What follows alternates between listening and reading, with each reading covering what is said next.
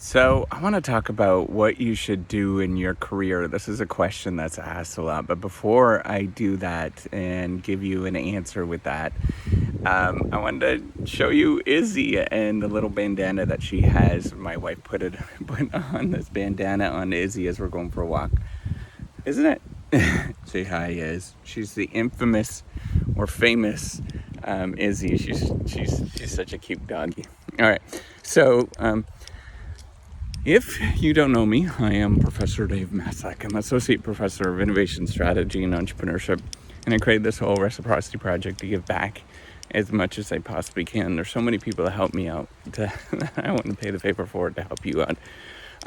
So I'm going to tell you this right up front. If you're wondering what you should do in your career, nobody's going to know what that is for you. And in fact, nobody really knows what is the right thing to do in their career. That's a really big myth.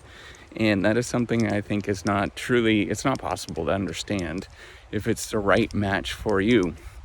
However, I'm going to give you, some way that I would look at this, I think, in terms of figuring out what you should do in your career. The first thing is to think about mitigating risk of something bad happening. So that's why you do insurance. You do things that mitigate risk in your life. And I'm a believer in sort of scientific mitigation of risk, whatever that would look like. And that's minimizing the probability of something bad happening in your life. So thinking of different ways that you could do this, right? So, for example, if you're searching in your job, don't give up your current job or have one job and then look for something else at the same time, right? Something that you're playing around with and a hobby or something along those lines. I think that works out really well. So there's that angle of it, right? So the more that you can mitigate that risk and mitigate that uncertainty of what's going to happen, the better off you're going to be. The second thing that I think you need to think about is upside potential, right? So you want to maximize that risk of upside potential. Is another way to think about it as well, because risk is a probability of something happening, basically, and there's upside risk and downside risk, right? Downside risk is a thing that normally people talk about and they want to scare you to do things, but then there's upside risk of doing something where something could be really spectacularly good for you. And you don't know what that particular thing is. You don't know what that career choice is. And because we don't understand the future, right? Like that's a fundamental thing of living in this universe, not just being human, but everything you can't forecast the future, right? You would never have forecasted the 2008 financial crisis. You cannot forecast what's happening with the coronavirus. You hear these pundits asking about what's going to happen next. I don't know, like who the heck knows? So you want to think about ways that you can look backwards to have an informed decision going forwards, right? So, there's two ways that happens in terms of looking backwards, in terms of how we understand innovation happens, for example. The first one is recombining past things that have happened, recombining past knowledge into two different things, or building on something that you already know and incrementally building on that thing as you sort of progress and do better, right? Like there's a lot of innovation that happens that way. And it's the same thing in your career.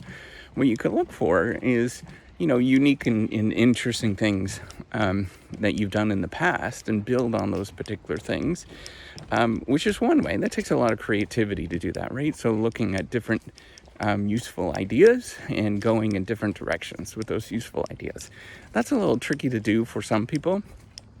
And so I'm a believer in sort of doing things incrementally and, just building on top of each other and different things. So what you might think about is how you can leverage your current career or the current things that you're doing and incrementally improve on that, right? So maybe you're a software developer, for example. Well, look at ways that you can leverage, different kinds of softwares, like learning different softwares, for example. There's a great book on this about gurus by Stephen Barley, who's a phenomenal scholar. He used to be at Stanford for a long time. Now he's at UC Santa Barbara. and was looking at like what do software developers do or consultants do. And what they do is, in terms of growing their career, they sort of latch onto different projects. And as they latch onto these projects, they learn something. And then they leverage that. Just like how you'd imagine, swinging from rooftop to rooftop as like a Spider-Man. That's one way to leverage this, right? So to go in a direction that you want to go to, you have to think about, what is it that I'm currently doing and what are these things that I want to leverage? So you might look at, different technologies that might come into play in the future. And those are, broad trends that you might want to look at, right? Like really broad trends. I'm not saying like specific technologies, like, go into cryptocurrency and all that kind of stuff, which is, that's a broad trend that I think is true, but that's still pretty specific. But look at like, an aging population, for example. Look at, globalization is probably going to continue happening. Look at, stuff that's happening with climate change, all those kind of things, and look at those broad trends and just figure out, like, what is that problem that you want to solve? What is that big thing? What is the thing that is like, as Simon Sinek says, and I love his work. He's a great speaker. He's, what is your why? What is your purpose? It's actually really old. Philip Selznick, I believe, from the 1950s, used to talk about this. In terms of you can optimize on something, but if you don't know what that thing is, it doesn't necessarily mean you're optimizing on the right thing. So you want to think about, what is that thing that you want to go to and sort of grow and develop in, right? And so you incrementally improve and build your skills towards getting the thing that you want to get to. And the last thing that I'd encourage you to do, this is a third sort of thing, to do what is called long jumps. And this is sort of an image that we have in, how people make, decisions, or organizations make decisions, or, how do they discover interesting new things? And it's these sort of long jump things. And these are things that are really random and really sort of out of the box and kooky. And when you do it, they're going to feel really kooky and really weird. And you're probably going to think like, what the heck am I doing with this? This whole reciprocity project is totally that way for me. To build a platform that people use that help them, become better researchers and scholars and, better people. That's the reciprocity.com. If you look that up, with the E is written with a 3, I'm building that out incrementally. I got a software developer team or software and development team that's building it out. Then, talking to you in a very informal sense like this and giving you encouragement and all that kind of stuff. That's unique. It's different. And it's really risky as a, fairly young scholar, I guess. So think about those things that you can do to, do that's unusual, that's weird, that's kooky. Definitely it doesn't have to be something like this, right? But something that you would love to do, right? If you like Play-Doh, pick up Play-Doh and start playing around with Play-Doh and try to get some inspiration from that. If you like, I don't know, if you like, Christmas, right? I like Christmas.